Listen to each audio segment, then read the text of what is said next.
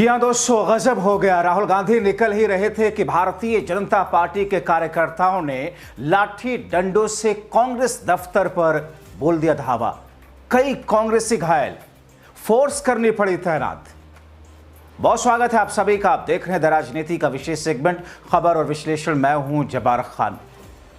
दोस्तों, आखिर ऐसा अचानक क्यों हो गया कि भारतीय जनता पार्टी के नेता और कार्यकर्ताओं ने कांग्रेस के दफ्तर पर लाठी डंडों हथियारों के साथ में हमला कर दिया? ऐसा क्यों हुआ जिसमें कांग्रेस पार्टी के कई नेता, जिसमें महिला नेत्रियां भी शामिल हैं, वो तक घायल हुई और पुलिस फोर्स तैनात करनी पड़ी? आखिर भारतीय जनता पार्टी के इन कार्यकर्ताओं को संकेत और इशारा कहां से मिला? क्या दिल्ली से कोई संकेत था?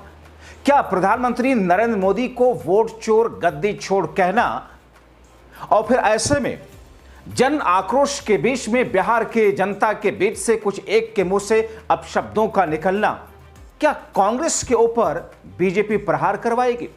विस्तार से आपको सब कुछ बताते हैं दोस्तों। अंत तक मेरे साथ में बने रहिए, एक एक परत खोलते हैं। दोस्तों, राहुल गांधी बिहार के अंदर मतदाता अधिकार यात्रा पर हैं और जैसे ही सुबह सुबह वो निकल रहे थे, ऐसी खबरें आई कि भारतीय जनता पार्टी के कार्यकर्ताओं और समर्थकों ने कांग्रेस पार्टी के दफ्तर पर विरोध प्रदर्शन करते हुए हल्ला बोल कर दिया और लाठी डंडों के साथ में गेट तोड़ करके अंदर घुस गए, तोड़फोड़ मचानी शुरू कर दी।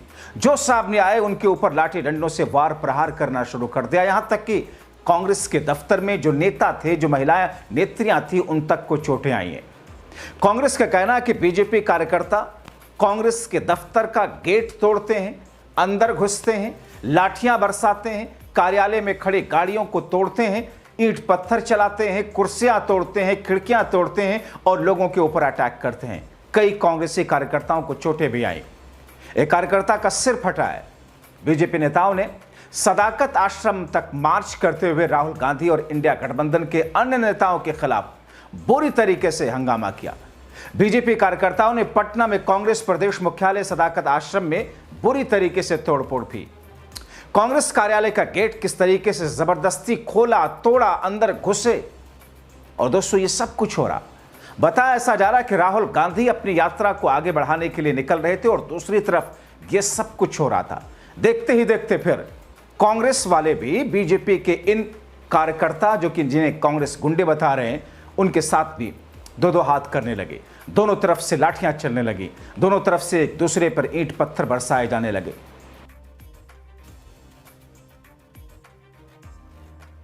आज देश का लोकतंत्र भारतीय जनता पार्टी ने कलंकित कर दिया है, काला अध्याय लिख दिया है। सारा दृश्य दिखाई दे रहा है। मैंने बात भी की है सदाकत आश्रम। जिस तरीके से भारतीय जनता पार्टी के कार्यकर्ता गुंडों के रूप में सदाकत आश्रम का गेट तोड़कर घुस गए अंदर, जो हमारा कांग्रेस का मुख्यालय है, वहां खड़ी ट्रक, वहां हमारे कारें, जीप, हमारा भवन, उस पे हिंसा की, तोड़फोड़ की। यही नहीं, जो कांग्रेस का कार्यकर्ता मिला उसे लहू लहान कर दिया, जिसमें बुजुर्ग कार्यकर्ता भी। ये वही सदाकत आश्रम है जो अंग्रेजों के खिलाफ क्रांति करके शांतिपूर्वक लड़ा था और देश को आजादी दिलाई थी। ये वही सदाकत आश्रम है जहां देश के प्रथम राष्ट्रपति बाबू राजेंद्र प्रसाद ने, जिन्होंने संविधान स्वीकार किया था, अंतिम सांस ली थी। आज वहां रक्त रंजित कर दिया उन्होंने उस सदाकत आश्रम के पवित्र धरती को भारतीय जनता पार्टी की हिंसा में लिप्त गुंडों ने। सहयोग कौन कर रहा था? बिहार की पुलिस, प्रशासन। याद रखना, उस समय भी कांग्रेस नहीं झुकी थी अंग्रेजों के सामने, तो आज जो अंग्रेजों के उत्तराधिकारी हैं उनके सामने भी नहीं झुकेगी। उस समय गांधी के नेतृत्व में अगर चंपारण का आंदोलन हो रहा था तो आज राहुल गांधी उसी सदाकत आश्रम में अंतिम सांस लेने वाले बाबू राजेंद्र प्रसाद ने जो संविधान दिया था अंबेडकर जी का,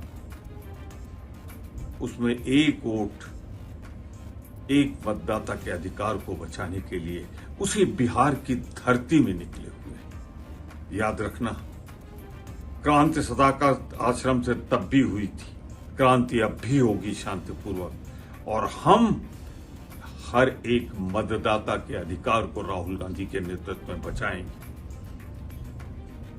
वहीं देशवासियों से कहना चाहते हैं, देखिए ये दृश्य, देखिए ये है कांग्रेस जो लहूलुहान है, और ये है भारतीय जनता पार्टी जो हिंसा में ग्रस्त है, हिंसा कर रही है। इतना ही कहना है, इस देश के संविधान को बचाने के लिए, इस देश के मताधिकार को बचाने के लिए अपना आशीर्वाद दीजिए। दोस्तों, द राजनीति को मिली जानकारी के मुताबिक स्थिति को संभालने के लिए पटना पुलिस को हल्का बल का प्रयोग भी करना पड़ा, फोर्स तैनात करनी पड़ी। पुलिस ने बीजेपी और कांग्रेस कार्यकर्ताओं को मौके से किसी तरीके से हटाया। आपको यहां पर यह भी बताएं कि बीजेपी का यह आरोप है कि दरभंगा के मताधिकार रैली के अंदर आक्रोशित जनता में से किसी ने प्रधानमंत्री नरेंद्र मोदी और उनकी मां के लिए अपशब्दों का प्रयोग किया था। हालांकि इस दौरान राहुल और तेजस्वी मंच पर नहीं थे। इस घटना का वीडियो सोशल मीडिया पर आया था और इसके बाद में किस तौर पर हंगामा हुआ। मगर दोस्तों, जिस तरीके से बीजेपी कार्यकर्ताओं ने कांग्रेस के दफ्तर पर अटैक किया, जिसमें कांग्रेस के कई नेताओं, जिसमें महिलाएं तक शामिल है, चोटें आई, उससे बिहार की जनता और आक्रोशित है।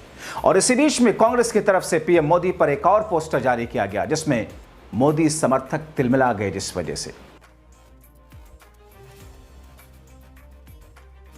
कांग्रेस पार्टी द्वारा जारी किए गए पोस्टर में प्रधानमंत्री मोदी की तस्वीर के साथ कुख्यात वोट चोर लिखा गया। पोस्टर पर बड़े अक्षर में मिसिंग लिखा हुआ है। पीएम मोदी की तस्वीर के साथ ही इसमें यह भी लिखा हुआ है, वोट चुराने, वोटर लिस्ट से नाम कटवाने, फर्जी तरीके से चुनाव जीतने में माहिर। एक्स पर साझा करते हुए लिखा गया, कांग्रेस की तरफ से गुमशुदा वोट चोर की तलाश है। दोस्तों, राहुल ने अपने वोटर अधिकार यात्रा के दौरान बिहार के विभिन्न जिलों में जनसभाओं को संबोधित करते हुए बीजेपी और चुनाव आयोग पर तीखा हमला बोलते हुए कहा कि बिहार में एसआईआर प्रक्रिया के तहत 65 लाख मतदाताओं के नाम हटाए गए। अधिकांश गरीब हैं, सामाजिक रूप से कमजोर वर्ग से आते हैं। भागलपुर में एक रैली में उन्होंने कहा कि मोदी और बीजेपी ने चुनाव आयोग के साथ में मिलकर के बिहार के लोगों का मताधिकार छीनने की कोशिश की। ये वोट चोर भारत के संविधान, भारत माता पर हमला है। ये वोट चोरी बीजेपी ने 2023 में एक कानून पारित किया, जिसके तहत चुनाव आयुक्तों के खिलाफ कोई कानूनी कार्रवाई नहीं की जा सकती, ताकि वोट चोरी को कानूनी संरक्षण दिया जा सके। वो कहते हैं कि महाराष्ट्र, हरियाणा, कर्नाटका में भी वोट चोरी की गई। बिहार में अब यह दोहराया जा रहा है, लेकिन इसे रोकेंगे। कर्नाटका के महादेवापुर विधानसभा क्षेत्र का उदाहरण देते हुए कहा, 1 लाख से अधिक फर्जी मतदाता थे जिनके आधार पर बीजेपी ने चुनाव जीता। कांग्रेस ने एक और ट्वीट करके खुलासा करते हुए लिखा कि बिहार चुनाव आयोग का करिश्मा देखिए। निदानी गांव, बोधगया, बूथ नंबर 161, 12 चूटी विधानसभा में इलेक्शन कमीशन ने चमत्कार कर दिखाया। आधिकारिक वोटर लिस्ट में 947 वोटर एक ही घर, मकान नंबर 6 में रहते। हकीकत क्या है? निदानी में सैकड़ों घर और परिवार हैं, मगर लिस्ट में पूरा गांव एक काल्पनिक मकान में बस समा गया। बीएलओ ने किस तरीके से डोर टू डोर वेरिफिकेशन की? सवाल आगे उठाते हैं कि असली मकान नंबर वोटर लिस्ट से क्यों गायब कर दिए गए? इसका फायदा किससे पहुंचाया जा रहा है? यह कोई साधारण गलती नहीं, बल्कि पारदर्शिता के नाम पर एक मजाक है। जब मकान नंबर मिटा दिए जाते हैं तो फर्जी वोटर, डुप्लीकेट नाम, भूतिया पहचान छिपाना आसान हो जाता है। अगर एक छोटे से गांव में 947 वोटरों को एक ही पते पर डंप किया जा सकता है, तो सोचिए बिहार और पूरे भारत में गड़बड़ी का पैमाना कितना बड़ा होगा। जैसे राहुल गांधी जी लगातार, कांग्रेस पार्टी अपने ट्वीट में आगे लिखती है कि जैसा राहुल गांधी जी लगातार कह रहे हैं लोकतंत्र की चोरी हो रही है, निदानी इसका जीता जागता सबूत है। ज्ञानेश गुप्ता जवाब दें मुख्य चुनाव आयोग, क्या पुराना निदौनी गांव सचमुच एक ही घर में रहता है, या ये लोकतंत्र लूटने का नया तरीका है? तो दोस्तों, एक तरफ जहां पर कांग्रेस पार्टी और राहुल गांधी मताधिकार यात्रा के जरिए भारतीय जनता पार्टी मोदी शाह के खिलाफ, चुनाव आयोग के खिलाफ में जनता को जागरूक करते हुए आक्रोशित कर रहा, तो दूसरी तरफ तिलमिलाई भारतीय जनता पार्टी अब दो दो हाथ करने के लिए, लाठी डंडे के लिए मैदान में आती दिख रही है। आप क्या कहेंगे? क्या ये ठीक है? और चुनाव आयोग इन तमाम चीज़ों को लेकर के खामोश क्यों है? प्रेस कॉन्फ्रेंस करता है तो असली सवालों के जवाब क्यों नहीं देता? मगर बीजेपी कार्यकर्ताओं ने कांग्रेस के दफ्तर पर हमला क्यों किया? उनके खिलाफ क्या वैसा ही केस होगा? क्या उनके घरों पर बुलडोजर चलेगा? अपनी राय कमेंट बॉक्स में जरूर लिखें। अभी के लिए इतना ही, बहुत शुक्रिया।